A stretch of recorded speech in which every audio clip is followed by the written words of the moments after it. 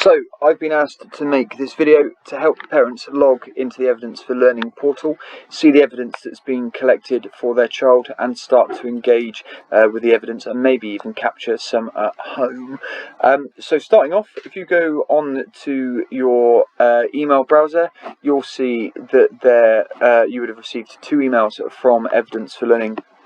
The first one, you'll see a big red login button, and clicking on that will take you through to the Evidence for Learning portal access page. The grey bar at the top where it says new siblings here, you'll see the first and last name of your child, and I'll just take this moment to reassure everyone that the links that you've got will only get you to the evidence for your child. You will not be able to see anybody else's, and nobody else will be able to see yours.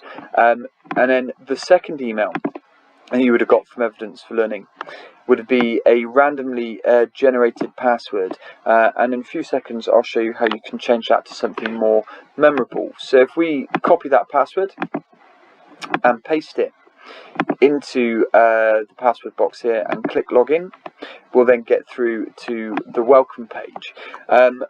Now on the top right hand corner up here, there is a button to change your password, and we can paste the password that we've just copied and then change our password to something more memorable. I would urge you to do that as soon as possible, so that you don't kind of forget that first password that you've been given, and you're able to access your child's evidence as frequently as you would like to. The next bit I'll show you on this page is this notifications tab up here. Here you can choose to get periodic notifications from Evidence for Learning, either on a daily or a weekly basis, which will tell you that there's pieces of evidence or pieces of evidence that have been collected for your child, and that might just act as a little prompt to get you to log back into the portal and see what they've been doing at school. It defaults to none, so if you want to get those prompts, make sure you log in and change it to either daily or weekly and click submit, so you receive those emails. Now, to actually see the evidence that has been collected, if you click on the journal tab here, and you can see for our test learner we've got a piece of evidence here of 2 of our therapy dogs relaxing at home. You can see the date that the evidence has been collected. You can click on the photos and see them large, and you can download those and save them onto computers to be to kind of for prosperity.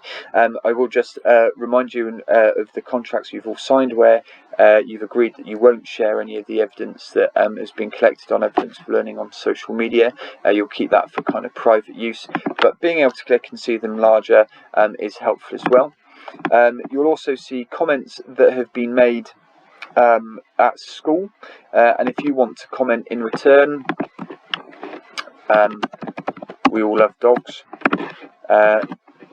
and save that comment, the class team can see that comment as well, and it can just open up a bit of a dialogue between school and home.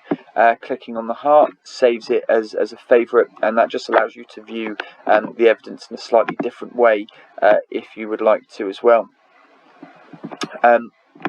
You can leave some general feedback, and that's generally about for the people who have made the Evidence for Learning portal, so that's helpful for them.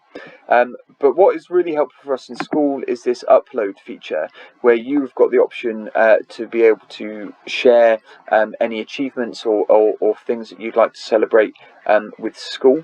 You can upload photos or video files, which the website will kind of compress for you if they are too big, and then you can also kind of leave a comment to add a bit more detail.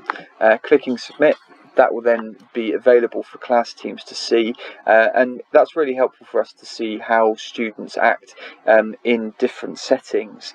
I know this video has been quite short, but I didn't want it to go on for too long. If there is anything else that you want further assistance with, a video like this might be helpful, then feel free to drop me a line,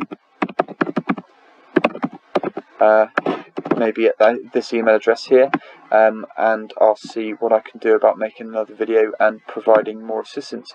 Hopefully you found it helpful, and look forward to seeing comments, feedback, evidence collected at home that you'd like to share with us.